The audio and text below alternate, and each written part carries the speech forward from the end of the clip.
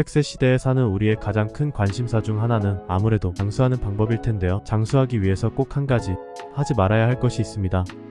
과연 무엇일까요? 아이를 키울 때 잘해주는 것도 물론 중요하지만 그보다 하지 말아야 할 일을 하지 않는 것이 아이에게 오히려 더 도움이 된다고 하는데요. 장수하기 위해 하지 말아야 할 것은 바로 분노입니다. 분노는 사람을 죽입니다.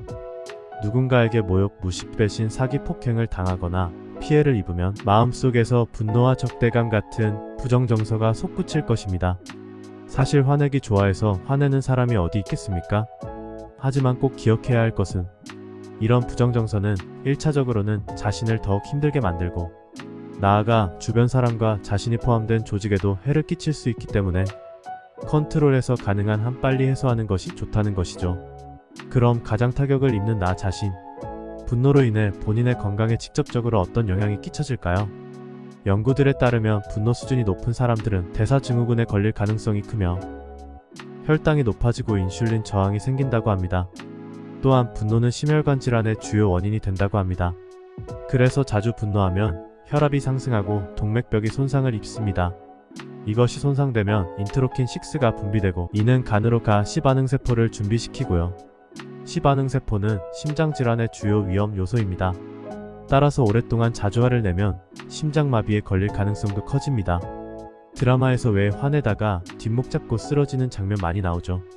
이렇게 분노가 생기는 대로 표출해도 문제이지만 반대로 분노를 표출하지 않고 속으로 참아도 몸이 망가집니다. 만성적으로 화를 참으면 암세포를 죽이는 NK세포의 활동이 억제된다고 합니다. 지방을 많이 분비해 콜레스테롤 수치가 높아지고 이렇게 되면 혈액 안 혈소판을 더 많이 응고시켜 동맥혈관이 막힐 위험이 커진다고 합니다. 이게 끝이 아니죠. 분노는 건강을 해칠 뿐만 아니라 인간관계도 해칩니다.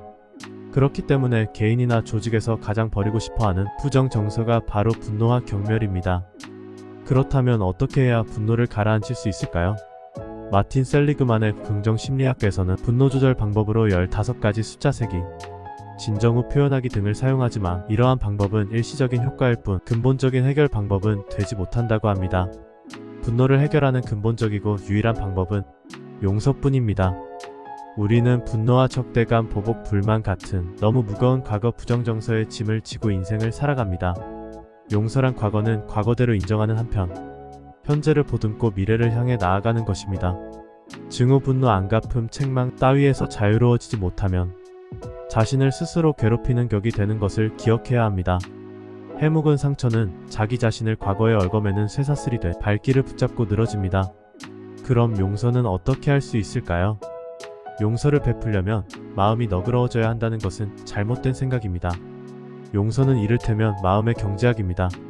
용서하기를 거부하는 행위는 이제껏 자신이 받은 수없이 많은 상처에 대한 피해를 고스란히 감내하겠다는 뜻이나 다름이 없습니다. 주식을 샀는데 점점 회사가 망해가고 있어요. 하루라도 빨리 팔고 다른 곳에 투자하는 것이 현명한 처사인데 이제까지 손해본 게 아까워서 앞으로 더 잃을 텐데 계속 놓지를 못하는 격이죠. 하지만 말이 쉽지 도저히 용서할 수 없는 사람을 용서하기란 정말 쉽지는 않습니다. 그럼에도 용서를 해야 하는 이유는 용서는 가해자를 위한 것이 아니라 바로 자기 자신을 위한 것이기 때문입니다. 묵은 상처에서 벗어날 때 비로소 자기 삶의 무게가 가벼워집니다. 용서는 고통을 완화시키거나 긍정적 기억으로 전환시키기도 해서 마침내 훨씬 더 큰 생활 만족도를 얻게 합니다.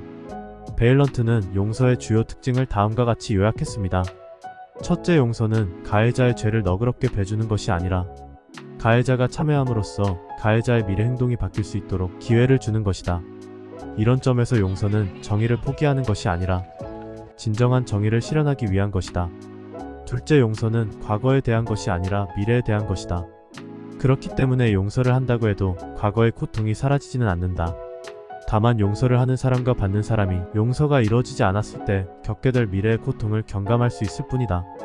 마지막으로 용서의 기쁨은 용서를 받는 사람이 아니라 용서를 실천하는 사람에게 찾아온다는 점이다. 결론적으로 분노는 결국 자기 자신을 죽이는 일이며 용서는 결국 진정으로 자기 자신을 위한 일입니다.